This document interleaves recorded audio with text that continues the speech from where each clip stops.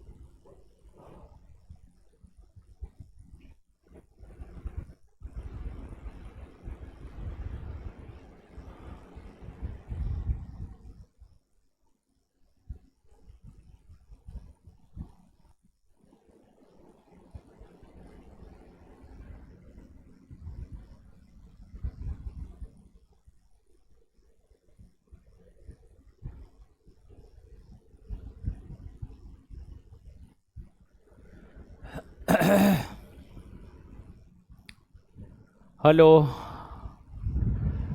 चलिए बताइए, ऑनलाइन वाले लोग दिखाई सुनाई दे रहे हैं? बताइए जल्दी से। दिखाई सुनाई दे रहे हैं?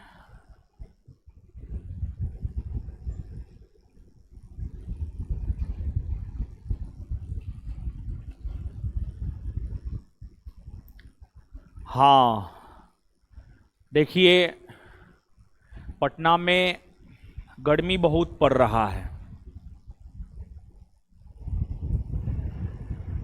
पटना में जो गर्मी बहुत पड़ रहा है, उसी वजह से पटना का डीएम आदेश दिया है कि 13, 14, 15 3 दिन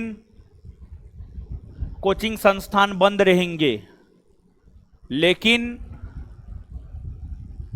ऑनलाइन क्लास आप ले सकते हैं। ऑनलाइन क्लास आप ले सकते हैं। तो इसी वजह से ऑफलाइन आज, कल और परसों बंद है।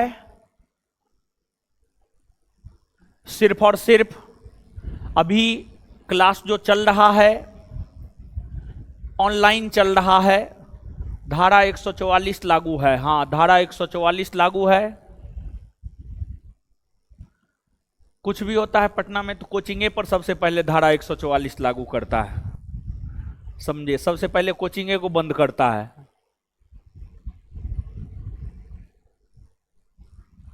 तो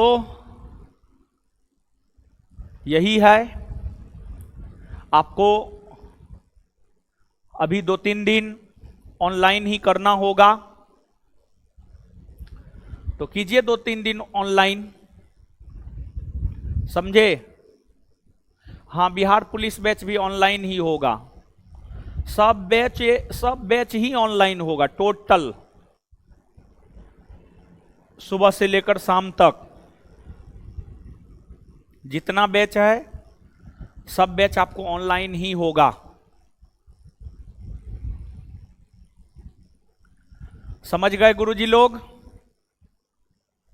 तो गुरुजी लोग, अब अगर आप समझ गए हैं तो आइए अब पढ़ते हैं।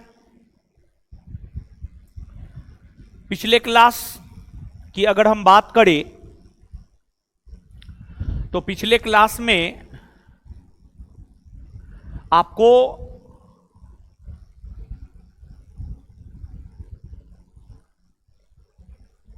ब्रिटिशों की आर्थिक नीति को पढ़ा रहे थे हम। देखिए, ब्रिटिशों की आर्थिक नीति में कर की वसूली के लिए ब्रिटिशों के द्वारा जो इजारेदारी प्रथा, रैयतबाड़ी बंदोबस्त, महलबाड़ी प्रथा, अस्थाई बंदोबस्त लागू किया गया। ये सब बात हम आपको पढ़ा दिए थे। मेन आर्थिक नीति में यही 3 बंदोबस्त को आपको पढ़ना है।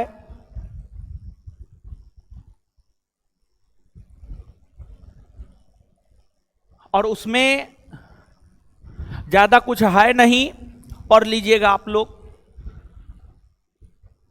शाम में 7:30 बजे से जो टेस्ट है, शाम में 7:30 बजे से टेस्ट होगा।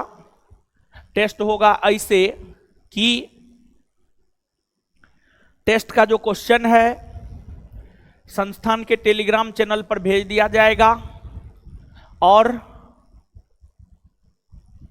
आपको संस्थान के एप्लीकेशन पर टेस्ट का डिस्कशन होगा। वो ओपन रहेगा, वो आप आराम से कर सकते हैं। विकास रॉय क्या बोल रहे हैं, कमेंट ऊपर चल गया है। 1801 में अवध को मिला लिया तो फिर बाद में डलहौजी कैसे मिलाया? देखिए होता क्या था कि मान लिया जाए 1801 में अवध के नवाब कोई और है,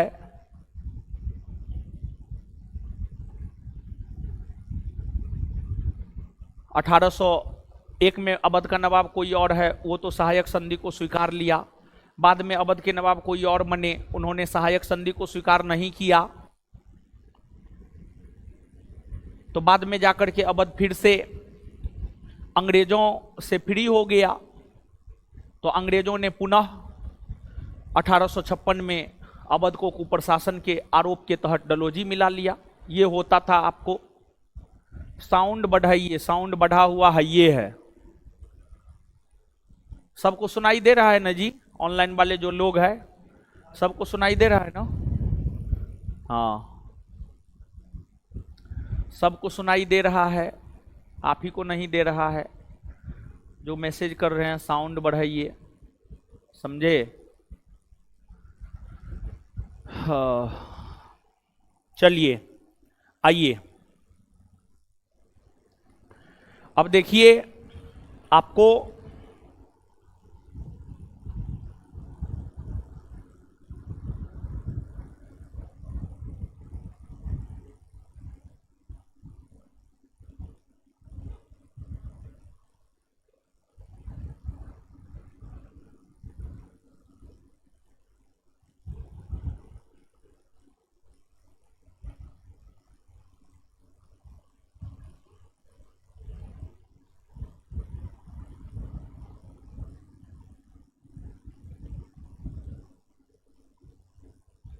पीडीएफ भेज देते हैं, तब पढ़ाएंगे।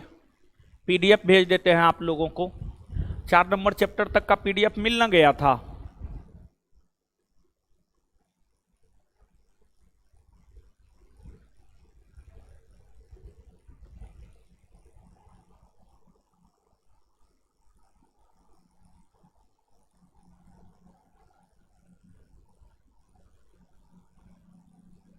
चार नंबर चैप्टर से आगे का पीडीएफ भेज देते हैं पहले आप लोग को, तब पढ़ाते हैं।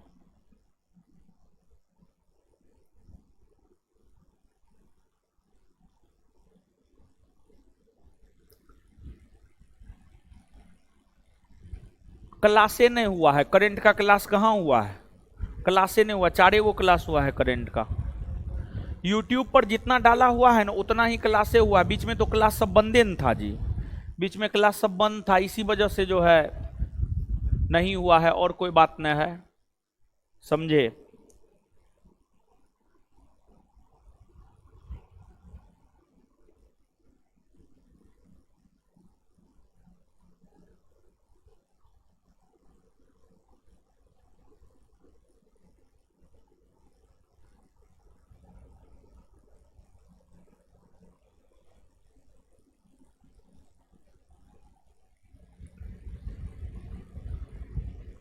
चार नंबर चैप्टर में अब कुछ न है, जो मूल चीज था वो बता दिए हैं, जो मूल चीज था वो बता दिए हैं। जो मूल चीज था वो बता दिए हैं, समझे?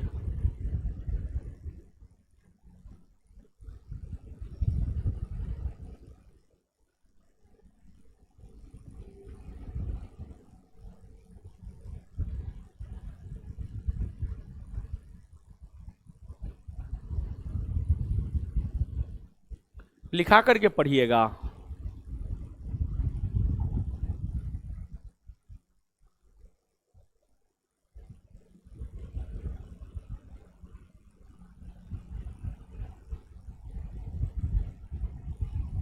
लिखाए हो?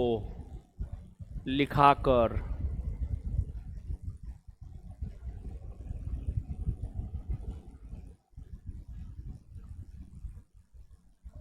पीडीएफ से लिखा कर, पीडीएफ से।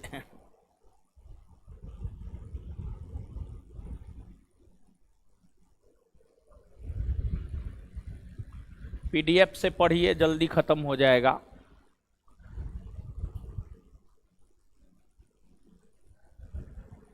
पढ़िए पीडीएफ से, जल्दी खत्म हो जाएगा।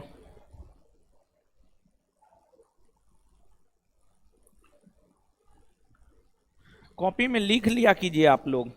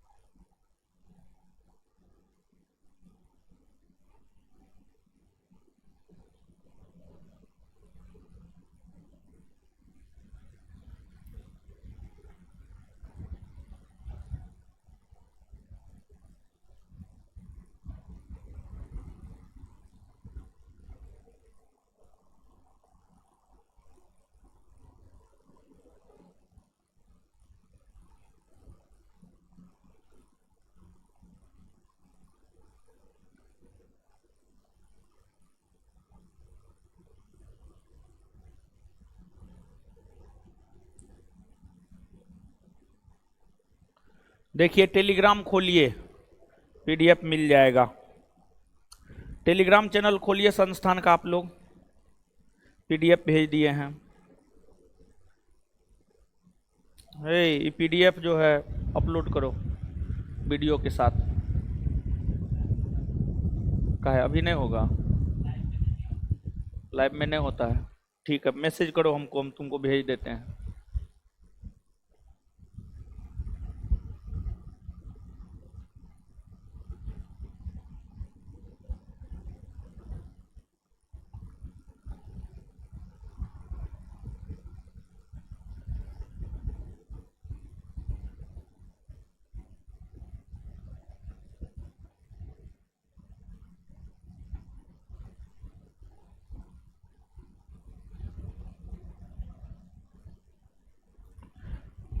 सब चीज बताएंगे आराम से, धीरे धीरे से सब चीज बताएंगे, चिंता मत कीजिए।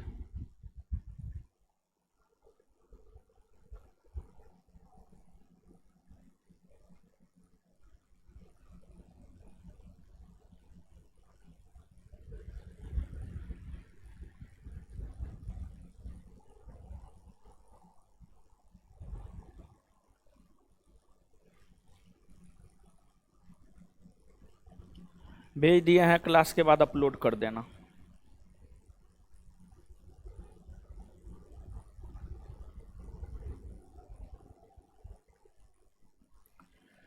चलिए अब आइए, ऑनलाइन वाले लोग टेलीग्राम पर दे दिए हैं। 3 का ऑब्जेक्टिव, 3 का ऑब्जेक्टिव, 2 एप्लीकेशन पर कितना तक का ऑब्जेक्टिव हो गया? 2 तक का, 3 का नहीं हुआ है, 3 का हो गया है। 3 का ऑब्जेक्टिव अपलोड हो गया है जी। अपलोड हो गया है।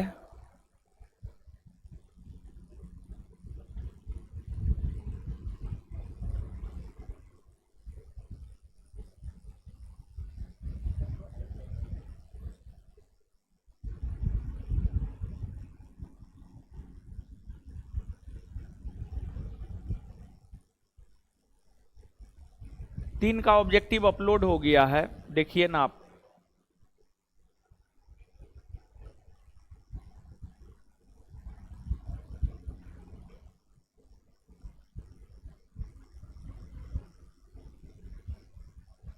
ये अमित को ब्लॉक मारिए तो हो, अमित को ब्लॉक मार दीजिए तो। लिख रहा है पढ़ाना है कि नहीं। न तुम्हारे मौसी को नचाने आए हैं हम, तुम्हारी मौसी नाचेगी हम देखेंगे। अमित 26 38 70 ब्लॉक मारिए इसको। कोर्स डिसेबल कर दीजिए, इसका कोर्स डिसेबल कर दीजिए।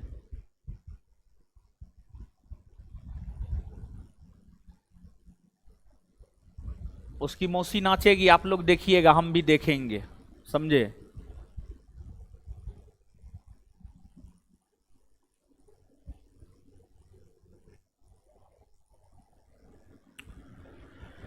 चलिए आइए, अब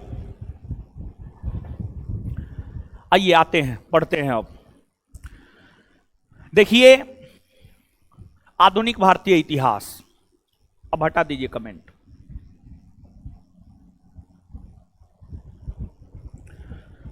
देखिए आधुनिक भारतीय इतिहास।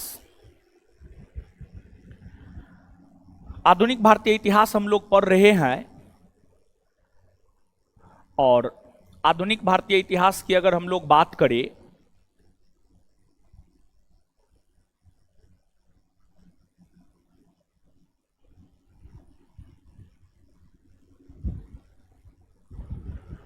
तो इसे दो पार्ट में बांट करके हम लोग पढ़ते हैं। पहला पार्ट होता है भारत में यूरोपीय कंपनियों के आगमन से लेकर अंग्रेजों के भारत विजय तक, यानी 1707 से लेकर 1857 तक। और फिर इसका दूसरा पार्ट होता है भारत का स्वतंत्रता आंदोलन, जो कि 1857 से 1947 तक होता है। आधुनिक भारतीय इतिहास के एक पार्ट आपको खत्म हो गए हैं। आज से आधुनिक भारतीय इतिहास के दूसरे पार्ट की शुरुआत हम आपके साथ करने जा रहे हैं। आज से आधुनिक भारतीय इतिहास के जिस दूसरे पार्ट की शुरुआत हम लोग करने जा रहे हैं, वह पार्ट है भारत का स्वतंत्रता आंदोलन। भारत का स्वतंत्रता आंदोलन, वह पार्ट है आपको भारत का स्वतंत्रता आंदोलन। भारत का स्वतंत्रता आंदोलन। देखिए भारत का जो स्वतंत्रता आंदोलन है,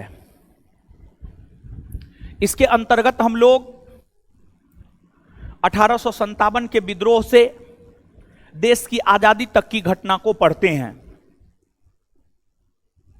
तो इसके अंतर्गत हम लोग 1857 के विद्रोह से देश के आजादी तक की घटना को जो पढ़ते हैं, उसमें सबसे पहले हम लोग 1857 के विद्रोह को पढ़ते हैं।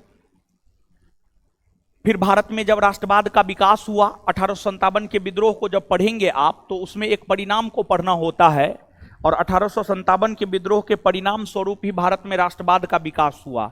और जब भारत में राष्ट्रवाद का विकास हुआ तो कई सारे राजनीतिक संगठनों की स्थापना हुई। उसी क्रम में कांग्रेस नामक एक राजनीतिक संगठन की स्थापना हुई, और फिर कांग्रेस देश की आजादी के लिए लड़ाई लड़ा, और फिर फाइनली जो है देश को वर्ष 1947 ईस्वी में आजादी मिल गई।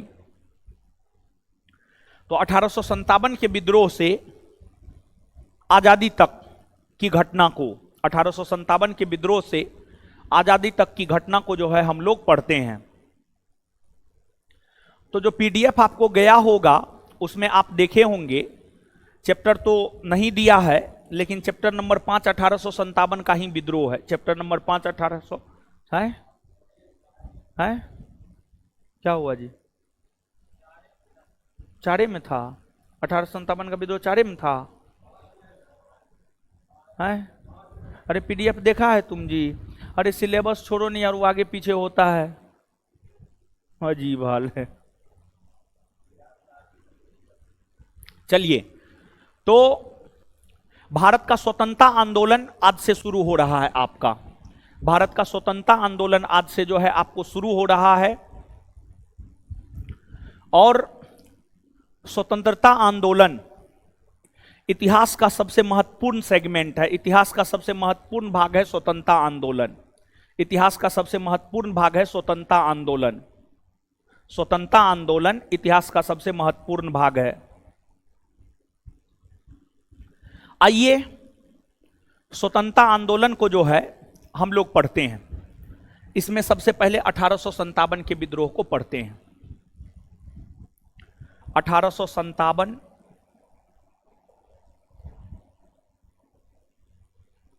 ईस्वी का विद्रोह।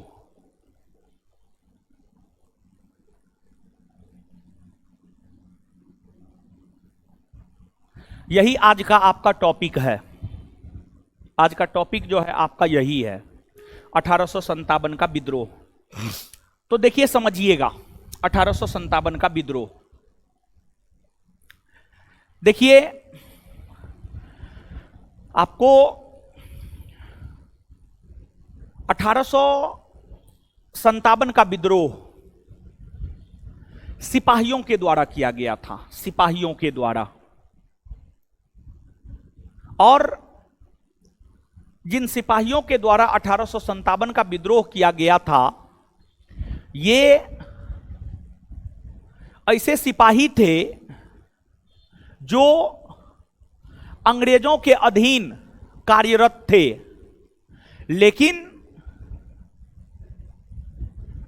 इन सिपाहियों का अंग्रेजों के द्वारा शोषण किया गया। जब सिपाहियों का अंग्रेजों के द्वारा शोषण किया गया तो उस शोषण से प्रताड़ित होकर सिपाहियों ने अंग्रेजों के खिलाफ जो विद्रोह किया है, उसी विद्रोह को इतिहास में 1857 का विद्रोह हम लोग कहते हैं। 1857 के विद्रोह के कई कारण थे, लेकिन उसका जो मूल कारण था वह चर्बी युक्त कारतूस वाले एनफील्ड राइफल का शामिल किया जाना 1857 के विद्रोह का तत्कालिक कारण था। और उसी वजह से 1857 का विद्रोह हुआ। यह विद्रोह लगभग 1 वर्षों तक चला। यह विद्रोह जो है लगभग 1 वर्षों तक चला। इस विद्रोह को अंग्रेजों ने बलपूर्वक दबा दिया। भले ही इस विद्रोह को अंग्रेजों ने बलपूर्वक दबा दिया हो, लेकिन इस विद्रोह के कई सारे सकारात्मक परिणाम और दूरगामी परिणाम जो है आपको निकल करके सामने आए। तो जो 1857 का विद्रोह है, इसे हम लोग 5 भाग में बांटकर पढ़ेंगे। 1857 के जो विद्रोह है, इसे हम लोग 5 भाग में बांटकर पढ़ेंगे। 1857 के विद्रोह को जो हम लोग 5 भाग में बांटकर पढ़ेंगे, उसमें एक आपको 1857 के विद्रोह के स्वरूप या प्रकृति को देखेंगे, स्वरूप या प्रकृति को देखेंगे। फिर आपको 1857 के विद्रोह के कारण को देखेंगे हम लोग। 1857 के विद्रोह के कारण को हम लोग देखेंगे। फिर आपको 1857 के विद्रोह के विस्तार, किस क्षेत्र में इसका विस्तार था और किस क्षेत्र में इसका नेतृत्व किसने किया, विस्तार और नेतृत्वकर्ता को देखेंगे। फिर आपको 1857 के विद्रोह के असफलता के कारण को देखेंगे। 1857 का विद्रोह असफल रहा, तो उसके असफलता के कारण को देखेंगे। और फिर 1857 के विद्रोह के कई सारे परिणाम निकल करके सामने आए हैं। तो 1857 के विद्रोह के जो कई सारे परिणाम निकल करके सामने आए हैं, इस विद्रोह के परिणाम को हम लोग देखेंगे। तो यही 5 भाग में बांट करके 1857 के विद्रोह को हम लोग पढ़ेंगे। लेकिन उससे पहले जो है आपको कुछ तथ्य जो कि परीक्षा में सीधे सीधे आपसे पूछा जाता है, तो कुछ 5, 7, 10 फैक्ट को हम लोग जानते हैं। तो उसमें पहली बात आप ये जानिए कि जो 1857 का विद्रोह है, जब 1857 का विद्रोह हुआ था, तो 1857 के विद्रोह के समय भारत में मुगलों का शासन था। और उस समय भारत के जो मुगल बादशाह थे, उस समय भारत के मुगल बादशाह का नाम बहादुर शाह जफर था। और बहादुर शाह जफर के समय ही 1857 का विद्रोह हुआ था। और 1857 के विद्रोह ने ही मुगल बादशाह के पद को समाप्त कर दिया, मुगल सत्ता का अंत कर दिया। इसके बाद जब 1857 का विद्रोह हुआ था, तो उस समय ब्रिटेन के प्रधानमंत्री लॉर्ड पामस्टर्न थे और ब्रिटेन में विरोधी दल का नेता डिजरेली था। और जब 1857 का विद्रोह हुआ था, तो उस समय भारत के जो गवर्नर जनरल थे, उनका नाम था लॉर्ड कैनिंग। हम लोगों ने बंगाल के गवर्नर जनरल, भारत के गवर्नर जनरल और भारत के वायसराय को हम लोगों ने पढ़ा है। और जब हम लोग पढ़े थे, तो वहां पर लॉर्ड कैनिंग के कार्यकाल को आप याद कीजिए। और जब आप लॉर्ड कैनिंग के कार्यकाल को याद करेंगे, तो आपको यह पता चलेगा कि लॉर्ड कैनिंग का जो कार्यकाल है 1856 से 1862, 1856 से 1862, 1856 से 1862 के बीच में ही 1857 आता है। और 1857 की जब क्रांति हुई थी, तो भारत के वायसराय हुआ करते थे लॉर्ड कैनिंग। 1857 के विद्रोह का प्रतीक चिन्ह रोटी और कमल का फूल था। रोटी और कमल के फूल के जरिए इस विद्रोह को विद्रोही सिपाहियों तक सांकेतिक तौर पर पहुंचाने का काम किया जा रहा था। वही रोटी और कमल का फूल 1857 के विद्रोह का प्रतीक चिन्ह बना। इस विद्रोह का जो सबसे मजबूत पक्ष है, इस विद्रोह के अगर सबसे मजबूत पक्ष की अगर आप बात करेंगे, तो इस विद्रोह का सबसे मजबूत पक्ष है हिंदू मुस्लिम एकता। हिंदू मुस्लिम एकता इस विद्रोह का सबसे मजबूत पक्ष है। सबसे मजबूत पक्ष है हिंदू मुस्लिम एकता। इस विद्रोह में भारत के हिंदू और भारत के मुसलमान एक दूसरे के साथ कंधा से कंधा मिलाकर अंग्रेजों का विरोध किया। अंग्रेजों का विरोध किया।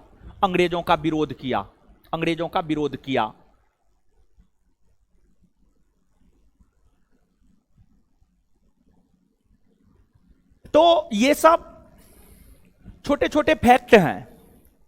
और ये सब जो छोटे छोटे फैक्ट हैं, ये आपके परीक्षा में सीधे तौर पर जो है आपसे पूछा जाता है। आपके परीक्षा में सीधे तौर पर ये सब फैक्ट जो है आपसे पूछा जाता है। तो ये सब बात जो है आप याद रखिएगा। तो आइए एक बार मेरे साथ याद कर लीजिए। जो जहां बैठे हुए हैं सो करके पढ़ रहे हैं, लेट करके पढ़ रहे हैं, टेबल कुर्सी लगा करके पढ़ रहे हैं, कैसे भी पढ़ रहे हैं, तो आइए मेरे साथ याद कीजिए और बताइए फटाफट। ये सब फैक्ट है और सीधे सीधे ये फैक्ट आपसे आपके परीक्षा में पूछा जाता है। आप क्वेश्चन बैंक पलट करके देखिए, ये सभी प्रकार के फैक्ट आपके परीक्षा में देखने को मिल जाएंगे। तो बताइए आप हमको, जो आपको 1857 का विद्रोह है, 1857 के विद्रोह के समय गवर्नर जनरल 1857 के विद्रोह के समय मुगल बादशाह कौन था? बहादुर शाह जफर। 1857 के विद्रोह के समय मुगल बादशाह कौन था? बहादुर शाह जफर। भारत के गवर्नर जनरल कौन थे? Lord Canning. भारत के गवर्नर जनरल कौन थे? Lord Canning. ब्रिटेन के प्रधानमंत्री कौन थे? लॉर्ड पामस्टर्न। ब्रिटेन के प्रधानमंत्री कौन थे? लॉर्ड पामस्टर्न। लॉर्ड पामस्टर्न। ब्रिटेन में विरोधी दल का नेता कौन था? डिजरेली। कौन था? डिजरेली। 1857 के विद्रोह का प्रतीक चिन्ह क्या था? रोटी और कमल का फूल। रोटी और कमल का फूल। 1857 के विद्रोह का सबसे मजबूत पक्ष क्या था? हिंदू मुस्लिम एकता। 1857 के विद्रोह का सबसे मजबूत पक्ष क्या था? हिंदू मुस्लिम एकता। 1857 के विद्रोह का सबसे मजबूत पक्ष हिंदू मुस्लिम एकता। इतना बात गुरुजी लोग याद हो गया? कमेंट कीजिए, बताइए, कमेंट दीजिए यहां पर जी, बताइए।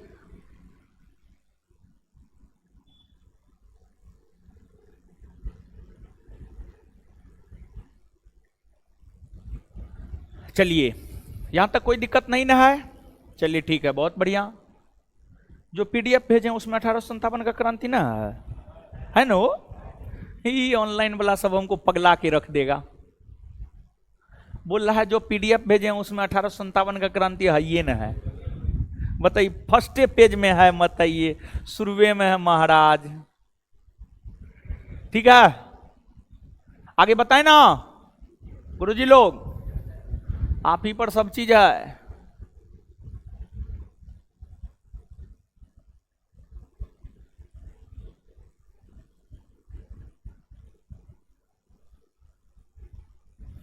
ब्रिटेन के पीएम का नाम था लॉर्ड पामस्टर्न। लॉर्ड पामस्टर्न। लॉर्ड पामस्टर्न।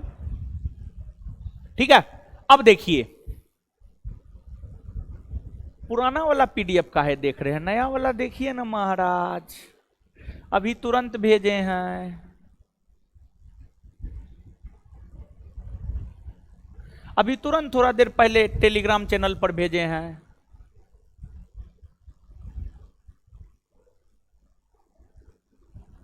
चलिए, अब कुछ को तो लग रहा है कि ये रिकॉर्डेड वीडियो चल रहा है महाराज। रिकॉर्डेड ने हम अपना से पढ़ा रहे हैं। अजीब हाल है इस सब का। मतलब शक का भी एक सीमा होता है, सब सीमा को ये सब पार कर गया है। चलिए, अब आइए, अब कारण को देखते हैं। है पीडीएफ नहीं आया है, आपके कहने से नहीं आया है, बट ये सब पगला देगा, समझे, हमको पागल कर देगा। हमको आगरा या रांची जाना पड़ेगा तब।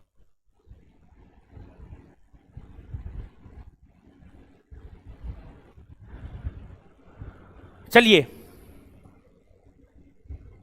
आ जाइए, अब निकाल लीजिएगा, पीडीएफ निकाल लीजिएगा, समझे।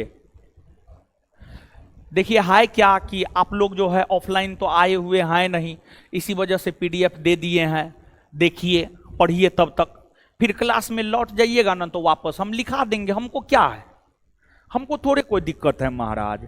हम आज तक पढ़ाते हुए लिखाते हुए आए हैं ना, तो अभी भी कहिएगा तो हम लिखा देंगे, हमको कोई दिक्कत थोड़े है?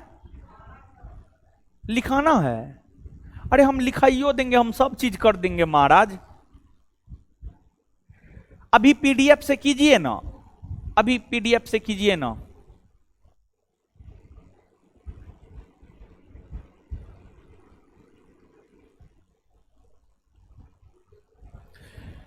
है तरीका, लिखिए, हेडिंग मारिए, लिखे करके पढ़िए। हटाइए ये सब कमेंट, होए हटाइए। पीडीएफ निकालना होगा निकालिएगा, नहीं निकालना होगा मत निकालिएगा। लिखिए, लिख के पढ़िए, सब पागल कर देगा हमको। लिखिए, हेडिंग मारिए 1857 का विद्रोह।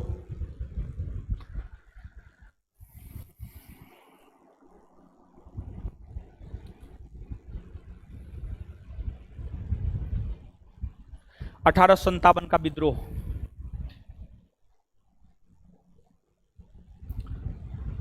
लिखिए, नीचे से स्टार मार के, पॉइंट वाइज लिखते जाइए। इस विद्रोह के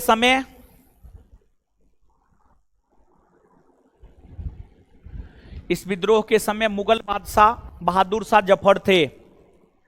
इस विद्रोह के समय मुगल बादशाह बहादुर शाह जफर थे। इस विद्रोह के समय मुगल बादशाह बहादुर शाह जफर थे।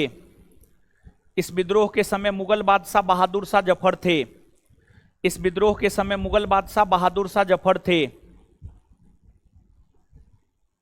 नेक्स्ट पॉइंट, इस विद्रोह के समय भारत के गवर्नर जनरल लॉर्ड कैनिंग थे।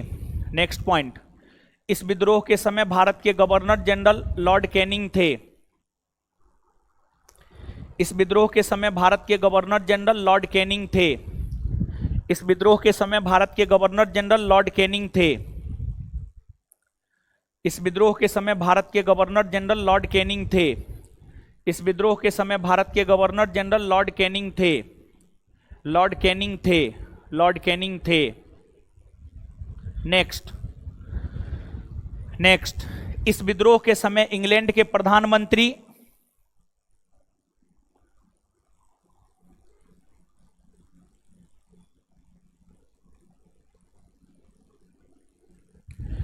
इस विद्रोह के समय इंग्लैंड के प्रधानमंत्री पामस्टर्न, इस विद्रोह के समय इंग्लैंड के प्रधानमंत्री पामस्टर्न और विरोधी दल का नेता डिजरायली था। और विरोधी दल का नेता डिजरायली था। डिजरायली और विरोधी दल का नेता डिजरायली था। और विरोधी दल का नेता डिजरायली था। नेक्स्ट पॉइंट,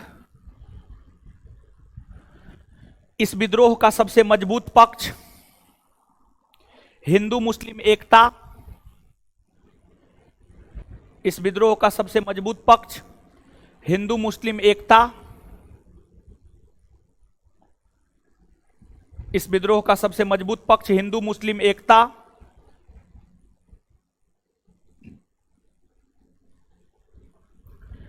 इस विद्रोह का सबसे मजबूत पक्ष हिंदू मुस्लिम एकता था। नेक्स्ट,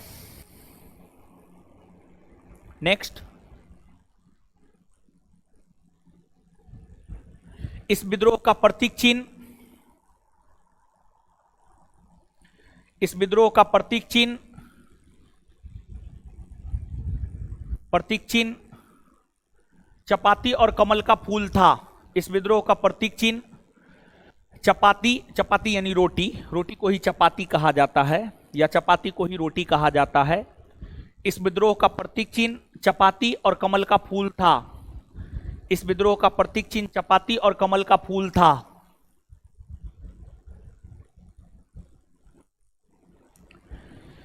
चलिए, अब सबसे पहले हम लोग इस विद्रोह के स्वरूप या प्रकृति को देखते हैं कि इस विद्रोह का स्वरूप या प्रकृति कैसा था। इसका मतलब क्या है? इसका मतलब यह है कि जो 1857 का विद्रोह था वह सिपाही विद्रोह था, वह स्वतंत्रता आंदोलन था, या राष्ट्रीय विद्रोह था, या कुछ और था। क्या था आखिरकार 1857 का विद्रोह? सिपाही विद्रोह था, क्रांति था, राष्ट्रीय विद्रोह था, स्वतंत्रता आंदोलन था कि स्वतंत्रता आंदोलन नहीं था? देखिए,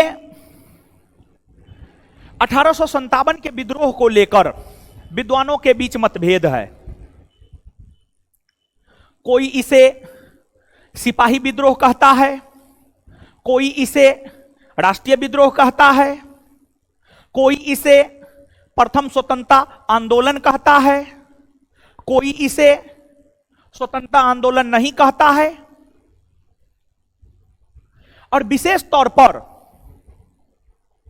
जो ब्रिटिश लोग हुए, विशेष तौर पर जो ब्रिटिश लोग हुए, ब्रिटिशों की अगर हम बात करें तो उन लोगों ने 1857 की क्रांति को कमतर करके दिखाने हेतु यह कहा कि 1857 का विद्रोह एक सिपाही विद्रोह था। कई सारे अंग्रेज हैं, जॉन सीले, मार्लेसन, ट्रेवेलियन, ये तमाम ऐसे विद्वान हैं, ये तमाम ऐसे अंग्रेज विद्वान हैं जो 1857 के विद्रोह को सिपाही विद्रोह कहता है। फिर आपको 1857 के विद्रोह के समय इंग्लैंड में जो विरोधी दल का नेता डिजरेली था, विरोधी दल का नेता डिजरेली था। डिजरेली की अगर हम बात करें तो डिजरेली ने क्या कहा, इसको आप समझिएगा। डिजरेली ने 1857 के विद्रोह को लेकर यह कहा कि यह एक राष्ट्रीय विद्रोह है। डिजरेली ने 1857 के विद्रोह को लेकर यह कहा कि यह एक राष्ट्रीय विद्रोह है। लेकिन भारत के प्रथम प्रधानमंत्री पंडित जवाहरलाल नेहरू ने 1857 के विद्रोह को राष्ट्रीय विद्रोह मानने से इनकार कर दिया। पंडित नेहरू का मानना था कि 1857 ईस्वी तक भारत में राष्ट्रवाद का विकास नहीं हुआ था। 1857 ईस्वी तक भारत में राष्ट्रवाद का विकास नहीं हुआ था, इसी वजह से 1857 का विद्रोह राष्ट्रीय विद्रोह नहीं है।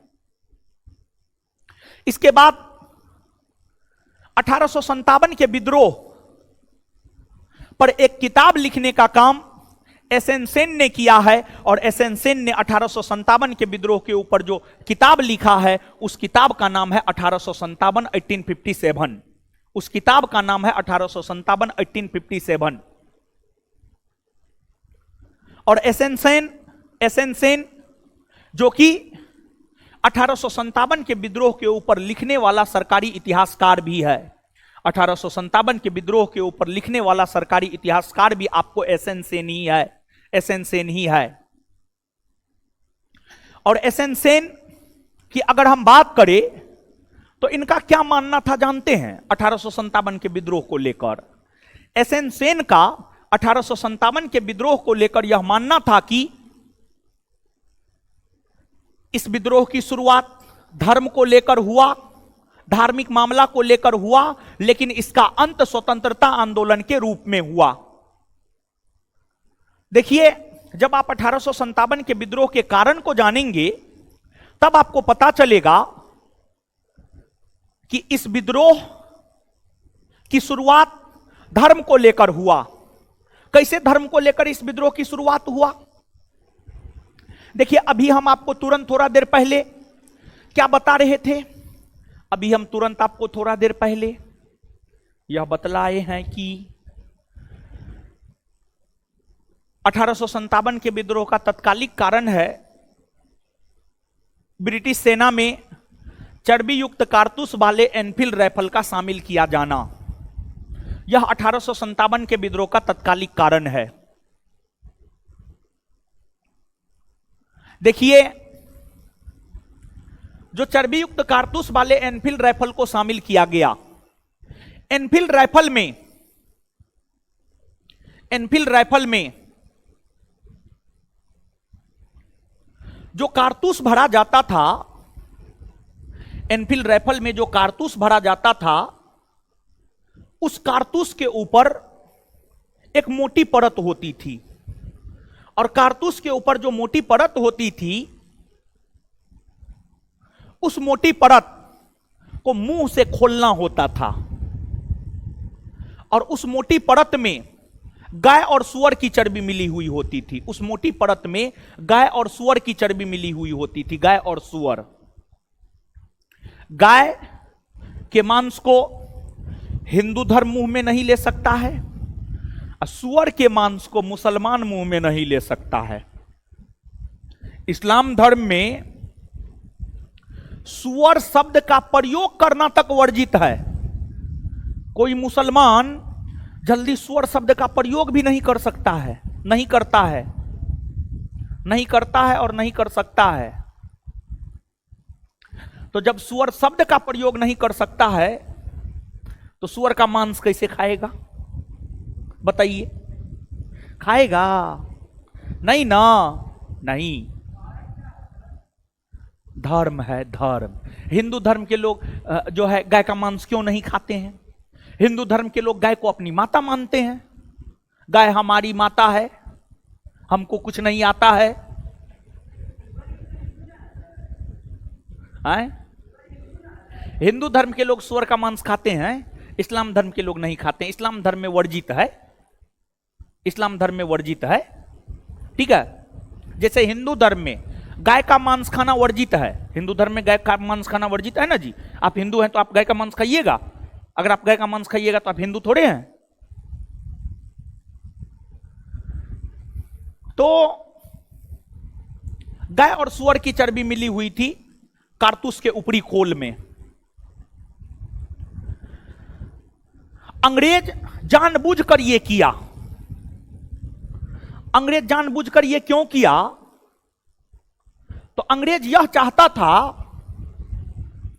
भारत के हिंदू और मुसलमानों का धर्म नष्ट हो जाए।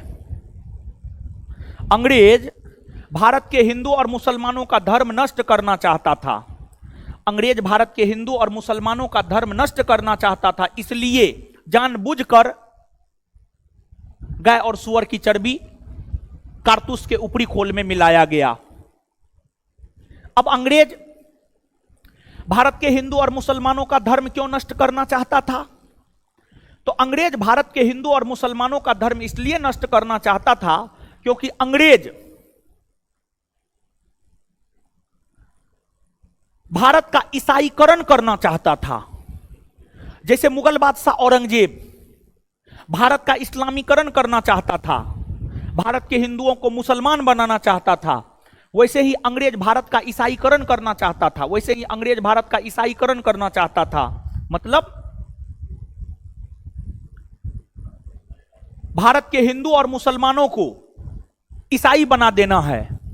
तो अब ऐसे तो कोई हिंदू मुसलमान ईसाई बनेगा नहीं, तो सबसे पहले उसके धर्म को हम नष्ट कर देते हैं। तो गाय और सुअर की चर्बी के जरिए भारत के हिंदू और मुसलमानों के धर्म को नष्ट करके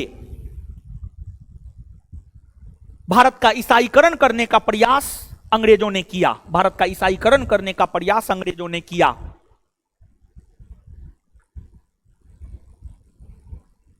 तो कहीं ना कहीं भारतीयों के धर्म को नष्ट करने को लेकर ही चर्बी युक्त कारतूस वाले एनफील्ड राइफल को शामिल किया गया। चर्बी युक्त कारतूस वाले एनफील्ड राइफल को शामिल किया गया। तो कहीं ना कहीं यही घटना तत्कालिक कारण भी बना। तो कहीं ना कहीं 1857 के विद्रोह की शुरुआत धर्म को लेकर हुआ। तो जो एसएन सेन थे, एसएन सेन का यह मानना था, एसएन सेन का यह मानना था कि 1857 के विद्रोह की शुरुआत धर्म को लेकर हुआ, लेकिन इसका अंत भारत के स्वतंत्रता आंदोलन के तौर पर हुआ। इसके बाद एक विद्वान है बीडी सावरकर, बीडी सावरकर, विनायक दामोदर सावरकर। विनायक दामोदर सावरकर यानी बीडी सावरकर की अगर हम बात करें तो बीडी सावरकर का मानना था कि जो 1857 का विद्रोह है यह एक सुनियोजित ढंग से किया गया स्वतंत्रता आंदोलन है, प्रथम स्वतंत्रता आंदोलन है।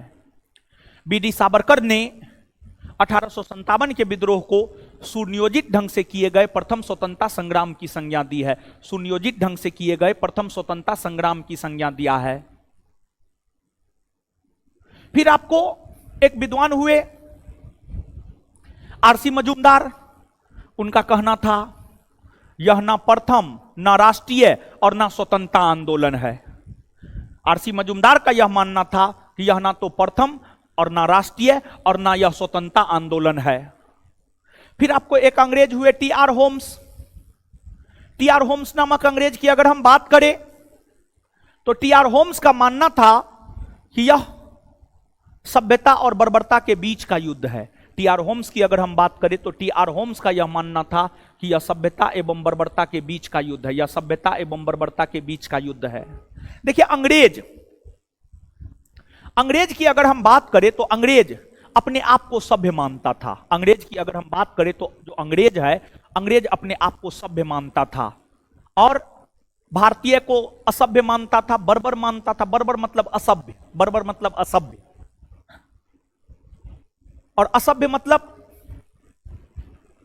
कि भारतीयों को ना रहने का ढंग है, ना खाने का ढंग है, ना पीने का ढंग है। असभ्य मतलब ये। तो अंग्रेज भारतीयों को असभ्य मानता था, अंग्रेज भारतीयों को असभ्य मानता था। तो टी आर होम्स ने 1857 के विद्रोह को लेकर यह कहा है कि यह सभ्यता एवं बर्बरता के बीच का युद्ध है। तो आप देख रहे हैं, कोई 1857 के विद्रोह को सिपाही विद्रोह कह रहा है, कोई सुनियोजित ढंग से किया गया प्रथम स्वतंत्रता संग्राम कह रहा है, कोई इसे राष्ट्रीय विद्रोह कह रहा है, कोई सभ्यता और बर्बरता के बीच का युद्ध कह रहा है। तो 1857 के विद्रोह को लेकर अलग अलग विद्वानों ने अलग अलग प्रकार की राय प्रकट की है, लेकिन 1857 के विद्रोह की अगर हम बात करें तो हमारी राय में 1857 का विद्रोह एक क्रांति था, एक क्रांति था। देखिए, क्रांति का मतलब होता है आमूलचूल परिवर्तन। आमूलचूल परिवर्तन का मतलब होता है बहुत बड़ा परिवर्तन। 1857 के विद्रोह को हम एक क्रांति इसलिए कह रहे हैं, 1857 के विद्रोह को हम क्रांति इसलिए कह रहे हैं क्योंकि इस विद्रोह ने बहुत बड़े बड़े परिवर्तन किए। इस विद्रोह ने मुगल सत्ता का अंत कर दिया, इस विद्रोह ने अंग्रेजी कंपनी के शासन का अंत कर दिया, इस विद्रोह ने ब्रिटिश क्राउन या ब्रिटिश ताज के शासन को भारत में स्थापित किया। तो इतने बड़े बड़े परिवर्तन 1857 के विद्रोह से हुआ है। यही वजह है कि 1857 के विद्रोह को हम लोग 1857 की क्रांति भी कहते हैं। 1857 के विद्रोह को हम लोग 1857 की क्रांति भी कहते हैं। और यहां से आपसे आपके परीक्षा में प्रश्न पूछा जाता है, जैसे यहां से प्रश्न कैसे पूछा जाएगा। अब सवाल ये उठता है, यहां से प्रश्न कैसे पूछा जाएगा। तो यहां से प्रश्न पूछा जाएगा कि निम्नलिखित में से किसने 1857 के विद्रोह को राष्ट्रीय विद्रोह कहा है। तो आंसर हो जाएगा डिज़रायली। फिर अगला प्रश्न पूछा जाएगा, निम्नलिखित में से किसने 1857 के विद्रोह को सुनियोजित ढंग से किया गया प्रथम स्वतंत्रता संग्राम की संज्ञा दी है। आंसर हो जाएगा बीडी सावरकर। इसी प्रकार से जो है यहां से प्रश्न पूछे जाते हैं। अब नीचे से हेडिंग मारिए स्वरूप और प्रकृति।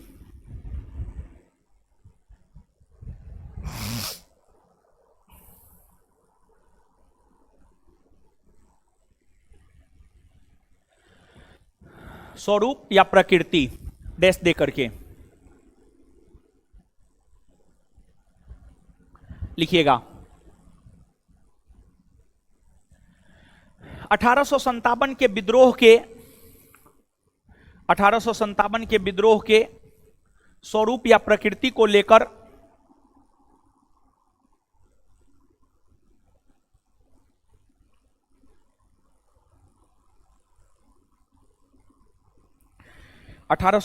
के विद्रोह के स्वरूप या प्रकृति को लेकर विद्वानों के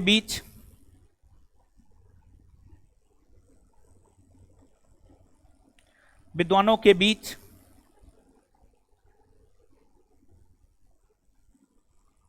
मतभेद है।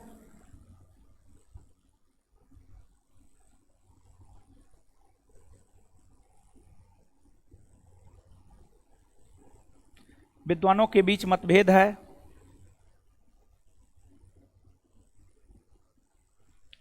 विद्वानों के बीच मतभेद है।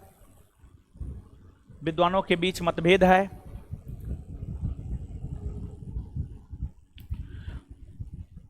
अलग अलग विद्वान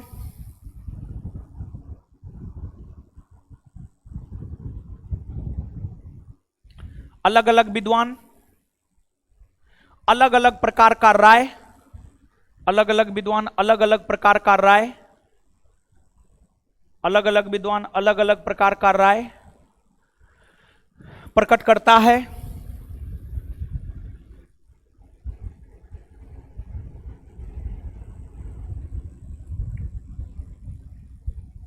लेकिन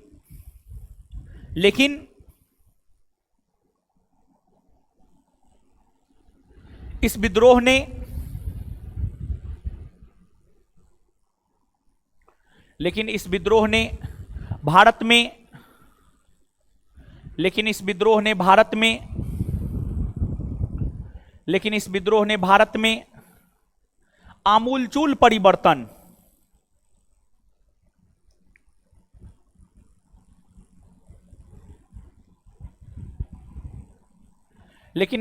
ने भारत में आमूलचूल परिवर्तन किया। लेकिन इस विद्रोह ने भारत में आमूलचूल परिवर्तन किया, जिस कारण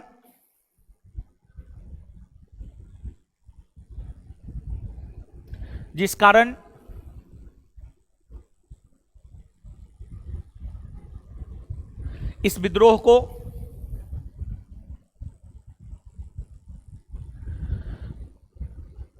(1857) की क्रांति कहना, जिस कारण इस विद्रोह को 1857 की क्रांति कहना, जिस कारण इस विद्रोह को 1857 की क्रांति कहना ज्यादा उचित है।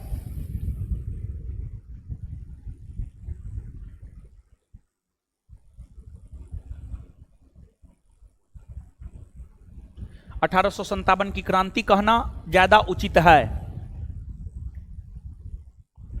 अब नीचे से विभिन्न विद्वानों की राय, नीचे से हेडिंग मारिए विभिन्न विद्वानों की राय।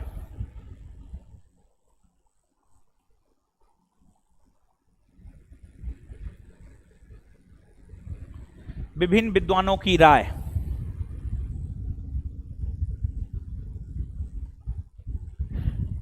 एक नंबर में बीडी सावरकर ने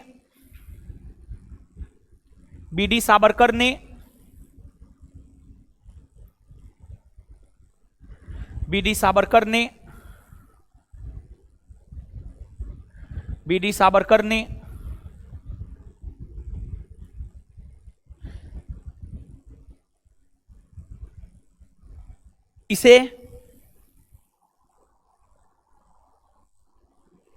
सुनियोजित ढंग से किया गया।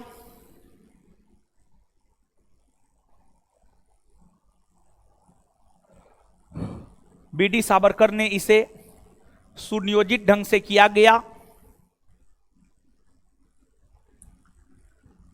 प्रथम स्वतंत्रता संग्राम,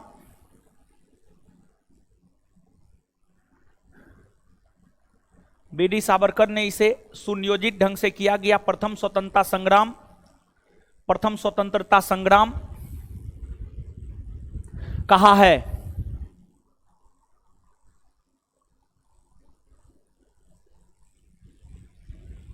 नेक्स्ट 2 नंबर में आरसी मजूमदार ने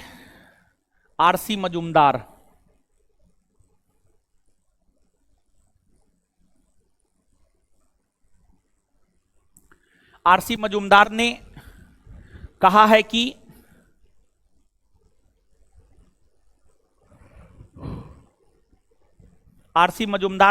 है कि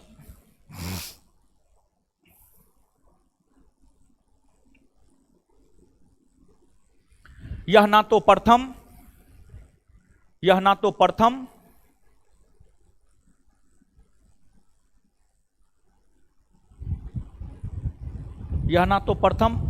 न राष्ट्रीय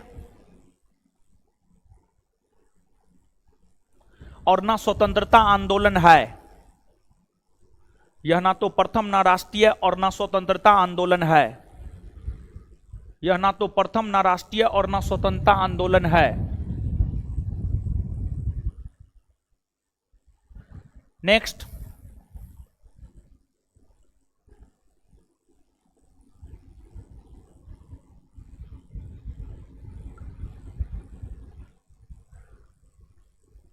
(1857) के विद्रोह पर लिखने वाला, नेक्स्ट 3 नंबर में 1857 के विद्रोह पर लिखने वाला,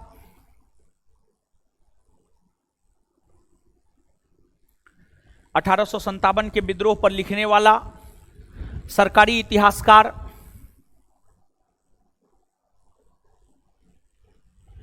(1857) के विद्रोह पर लिखने वाला सरकारी इतिहासकार एस.एन. सेन था। एस.एन. सेन था। एस.एन. सेन था। S.N. सेन। एस.एन. सेन था, जिन्होंने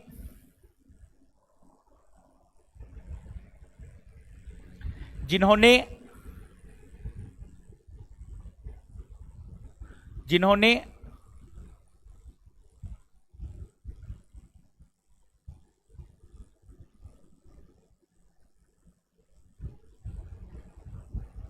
1857 नामक पुस्तक,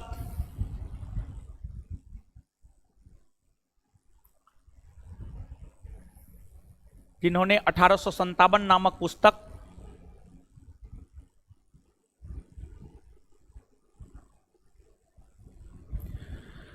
जिन्होंने 1857 नामक पुस्तक लिखा है,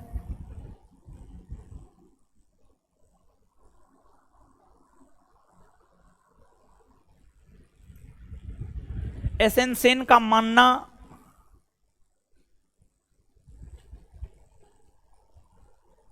एस.एन. सेन का मानना था कि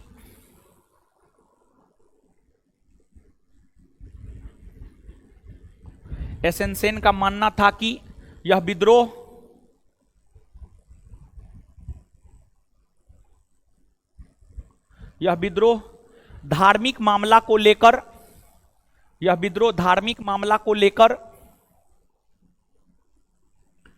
विद्रोह धार्मिक मामला को लेकर शुरू हुआ। यह विद्रोह धार्मिक मामला को लेकर शुरू हुआ, लेकिन इसका अंत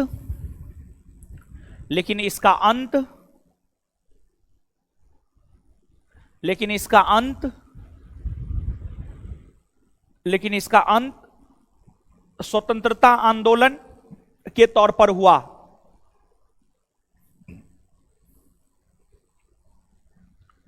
लेकिन इसका अंत स्वतंत्रता आंदोलन के तौर पर हुआ।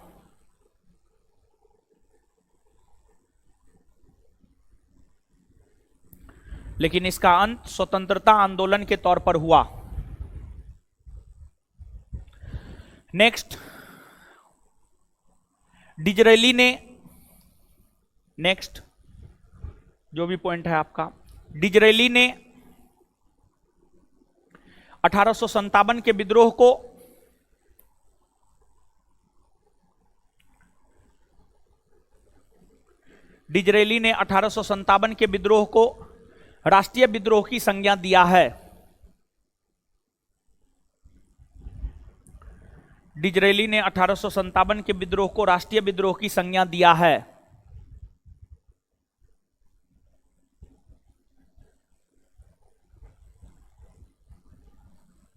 Next point, T R Holmes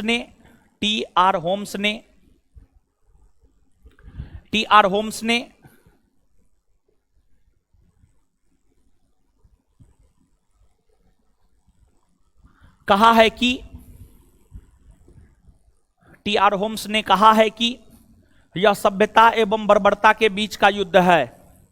T R Holmes ने कहा है कि यह सभ्यता एवं बर्बरता के बीच का युद्ध है। टी आर होम्स ने यह कहा है कि यह सभ्यता एवं बर्बरता के बीच का युद्ध है।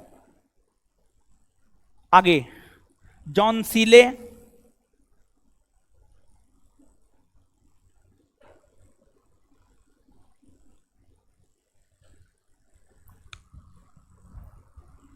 John Seeley, John Seeley, comma मार्लेसन,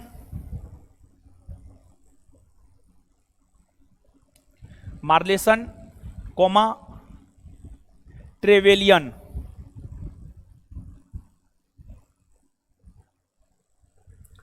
John Seeley, comma Malleson, comma Trevelyan ने, John Seeley, comma Malleson, comma Trevelyan ने, John Seeley, comma Malleson, comma Trevelyan ने, जॉन सीले, मार्लेसन और ट्रेवेलियन ने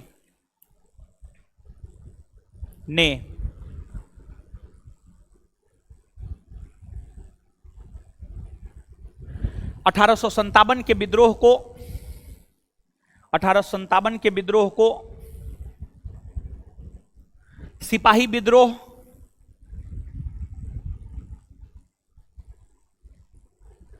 सिपाही विद्रोह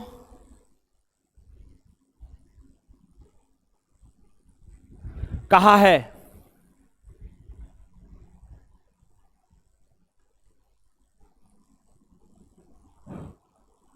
सिपाही विद्रोह कहा है।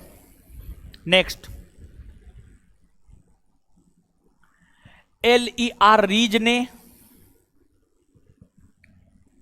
LER रीज ने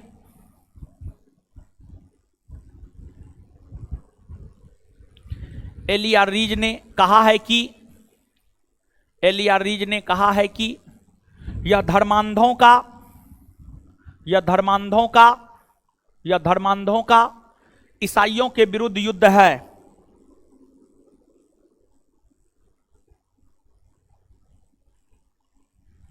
यह धर्मांधों का ईसाइयों के विरुद्ध युद्ध है। यह धर्मांधों का ईसाइयों के विरुद्ध युद्ध है। LER रीज ने कहा है कि यह धर्मांधों का ईसाइयों के विरुद्ध युद्ध है। यह धर्मांधों का ईसाइयों के विरुद्ध युद्ध है। यह धर्मांधों का ईसाइयों के विरुद्ध युद्ध है। आगे, जेम्स ऑट्रम और W टेलर ने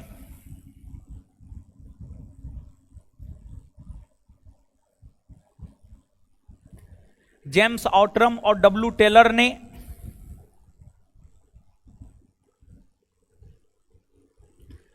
जेम्स ऑट्रम और W टेलर ने कहा है कि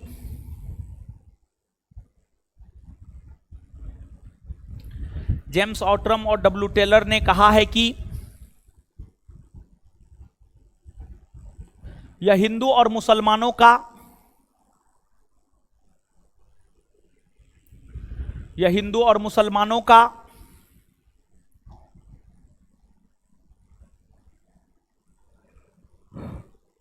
अंग्रेजों के खिलाफ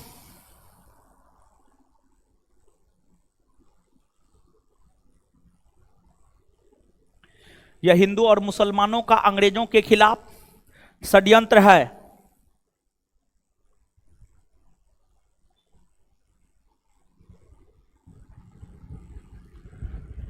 यह हिंदू और मुसलमानों का अंग्रेजों के खिलाफ षड्यंत्र है। यह हिंदू और मुसलमानों का अंग्रेजों के खिलाफ षड्यंत्र है। हो गया। इतना विद्वान का स्टेटमेंट आप याद रख लीजिएगा, ठीक है। यह स्वरूप या प्रकृति हो गया। अब हम लोग आते हैं कारण पर। अब आगे आप हेडिंग मारिए तत्कालिक कारण। कारण में सबसे पहले तत्कालिक कारण आप जानिए।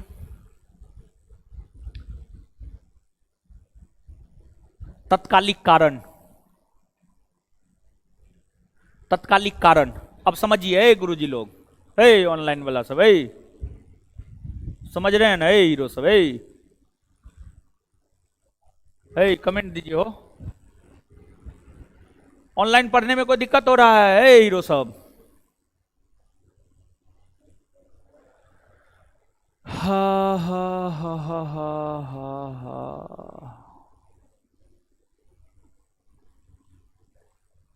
ठीक है, चलिए।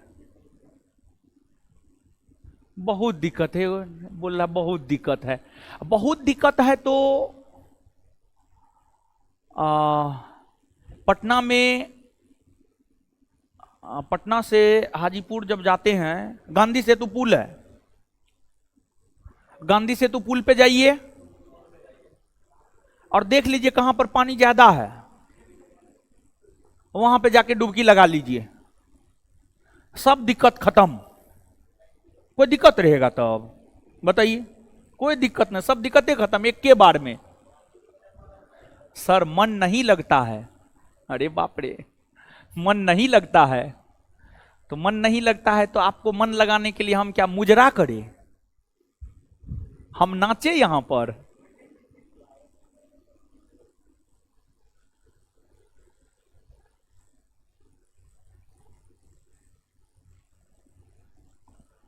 मन नहीं लगता है, अजीब हाल है।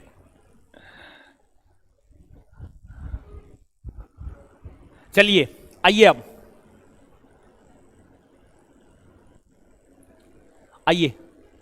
अब आगे पढ़ते हैं। देखिए कारण में सबसे पहले तत्कालिक कारण। देखिए आपको जैसे मान लिया जाए आपके पास कोई मोबाइल है, सैमसंग का S24 है, मान लिया जाए कि उससे लेटेस्ट वर्जन आ गया,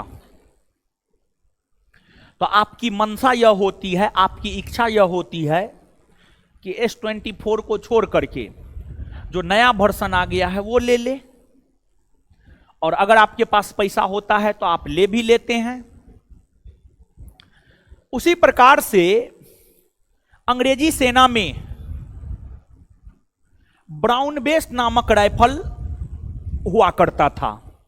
अंग्रेजी सेना में ब्राउन बेस नामक राइफल हुआ करता था। ब्राउन बेस, अंग्रेजी सेना में जो है आपको ब्राउन बेस नामक राइफल हुआ करता था। ब्राउन बेस, अंग्रेजी सेना में ब्राउन बेस नामक राइफल हुआ करता था। अंग्रेजी सेना में जो ब्राउन बेस नामक राइफल हुआ करता था,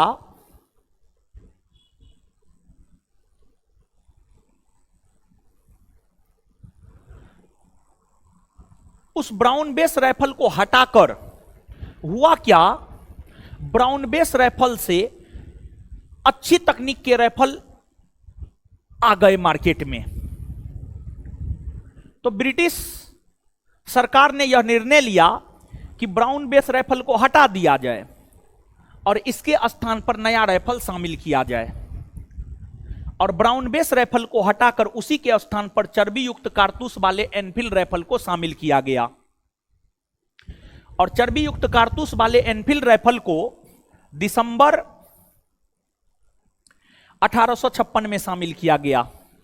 चर्बी युक्त कारतूस वाले एनफील्ड राइफल को दिसंबर 1856 में शामिल किया गया।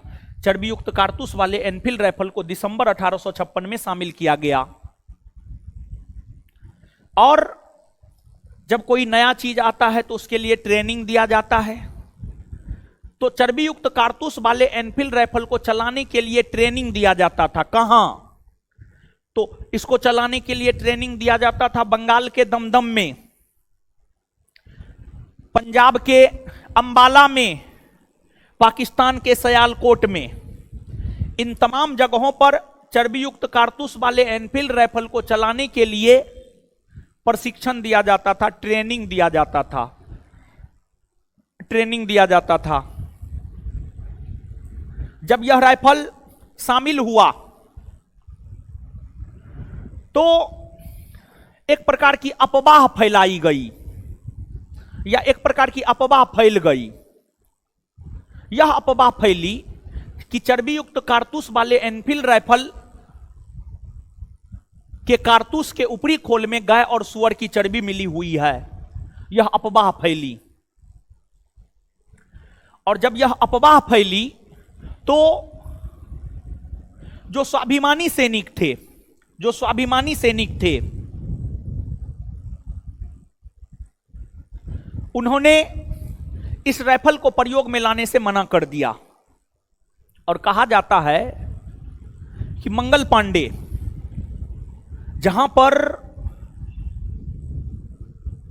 कारतूस बनता था वहां पर चोरी छिपे मंगल पांडे चले गए और मंगल पांडे ने देख लिया कि हां बात तो सही है, गाय और सुअर की चर्बी मिलाई जा रही है। तो मंगल पांडे स्वाभिमानी था। मंगल पांडे का संबंध बंगाल के बैरकपुर के 34वीं नेटिविन फैक्ट्री से रहा है, लेकिन मंगल पांडे मूल तौर पर उत्तर प्रदेश के रहने वाले थे। मंगल पांडे मूल तौर पर उत्तर प्रदेश के रहने वाले थे, लेकिन वे सिपाही थे ब्रिटिश सेना के अधीन। बंगाल के बैरकपुर के 34वीं नेटिविन फैक्ट्री के सिपाही थे मंगल पांडे।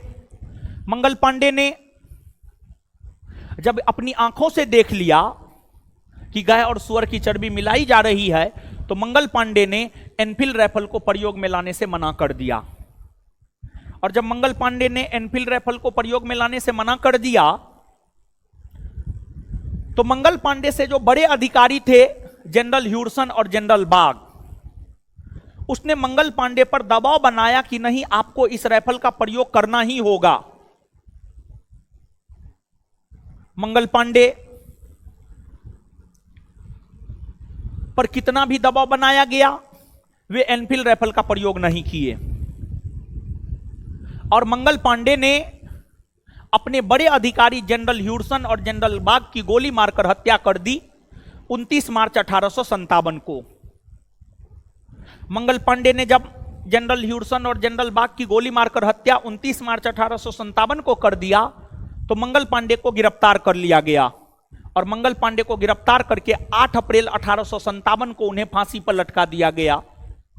मंगल पांडे को जो फांसी पर लटकाया गया, यह बात आग की तरह फैल गया। यह बात आग की तरह फैल गया। यह बात आग की तरह फैल गया। और एनफील्ड राइफल के कारतूस में गाय और सुअर का मांस मिला हुआ है, यह बात भी आग की तरह फैल गया। और फिर आगे चलकर कई सारे अन्य सैनिकों ने एनफील्ड राइफल को प्रयोग में लाने से मना कर दिया। और फिर अंततः 10 मई 1857 से उत्तर प्रदेश के मेरठ से विद्रोह की शुरुआत हुई।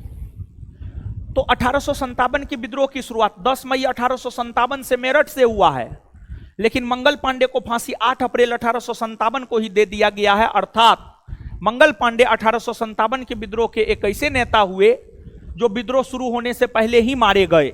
जो विद्रोह शुरू होने से पहले ही मारे गए। समझे बात को? लिखिए क्या हेडिंग मारे हैं? तात्कालिक कारण। समझ गए ना हो हीरो सब? लिखिए तत्कालिक कारण डैश देकर। 1857 के विद्रोह का तत्कालिक कारण, 1857 के विद्रोह का तत्कालिक कारण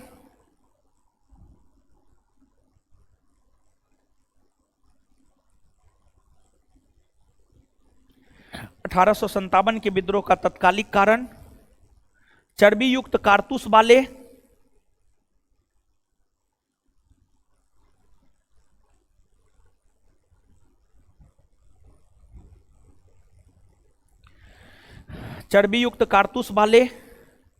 एनफील्ड राइफल का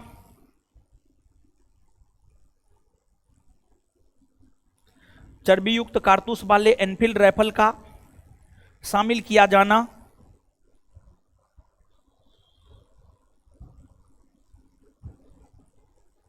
चर्बीयुक्त कारतूस वाले एनफील्ड राइफल का शामिल किया जाना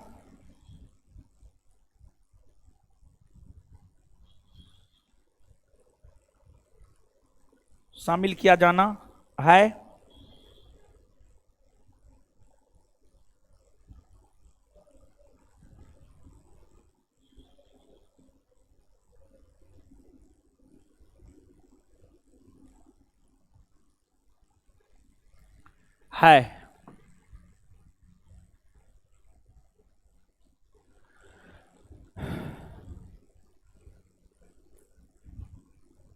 यह राइफल दिसंबर 1856 में यह राइफल दिसंबर 1856 में, यह राइफल दिसंबर 1856 में, यह राइफल दिसंबर 1856 में, यह राइफल दिसंबर 1856 में,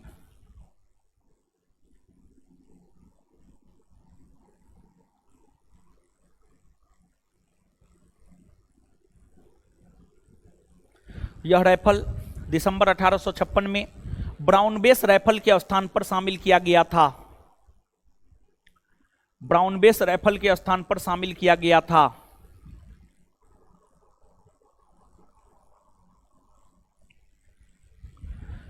यह राइफल दिसंबर 1856 में ब्राउन बेस राइफल के स्थान पर शामिल किया गया था, ब्राउन बेस राइफल के स्थान पर शामिल किया गया था। इस राइफल को चलाने का प्रशिक्षण, इस राइफल को चलाने का प्रशिक्षण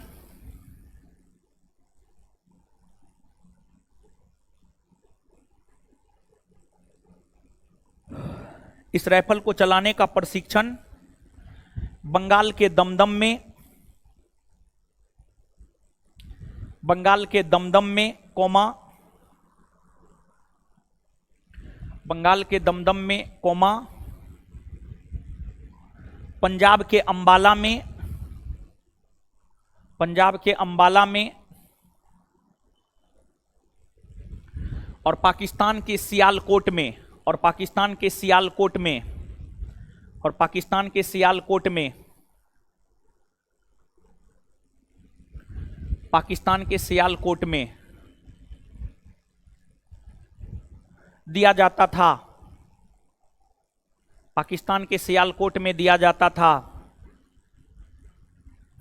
नेक्स्ट पॉइंट, मंगल पांडे का संबंध, मंगल पांडे का संबंध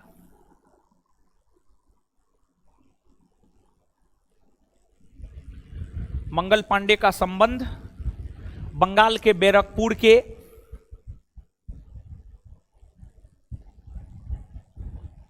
मंगल पांडे का संबंध बंगाल के बैरकपुर के 34वीं नेटिव इन फैक्ट्री से रहा है।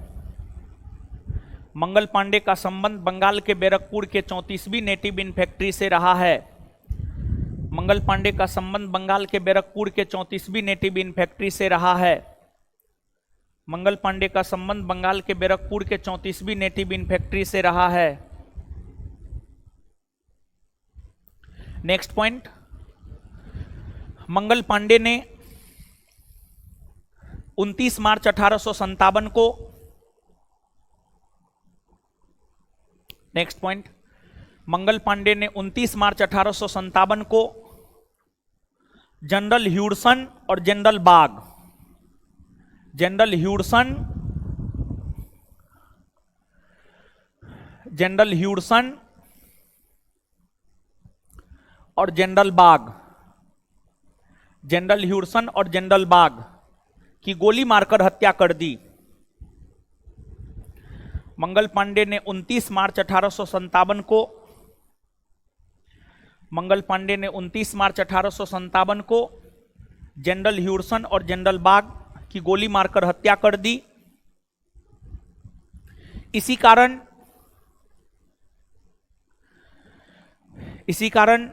मंगल पांडे को पकड़कर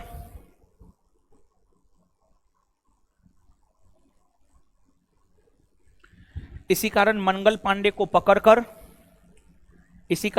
पांडे को पकड़कर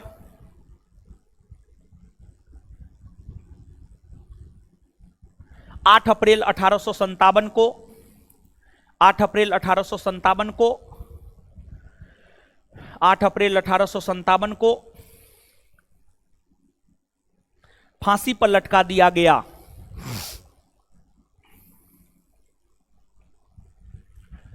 8 अप्रैल 1857 को फांसी पर लटका दिया गया। 8 अप्रैल 1857 को फांसी पर लटका दिया गया।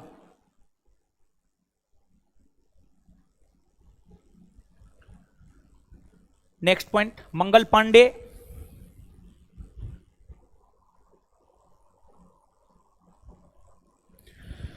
मंगल पांडे 1857 के विद्रोह के एक ऐसे नेता हुए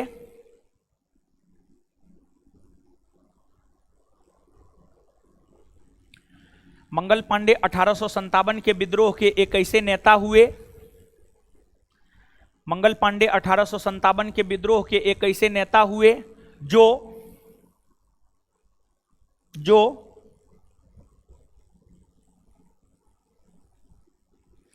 विद्रोह शुरू होने से पहले ही शहीद हो गए,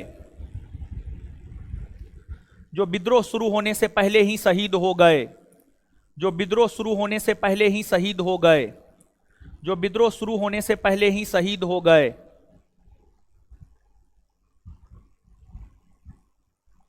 नेक्स्ट पॉइंट, 1857 का विद्रोह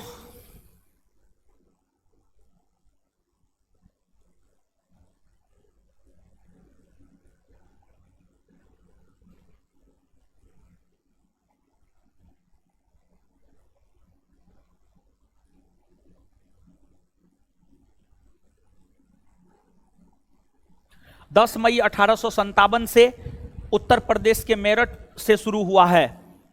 1857 का विद्रोह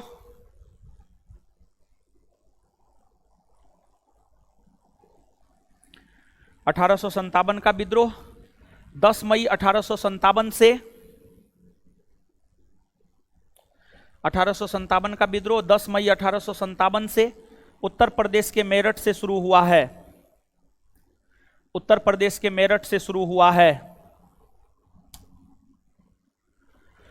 चलिए गुरुजी लोग, हो गया, आज का कहानी यहीं तक है। गुरुजी लोग, अब आप क्या कीजिएगा पता है?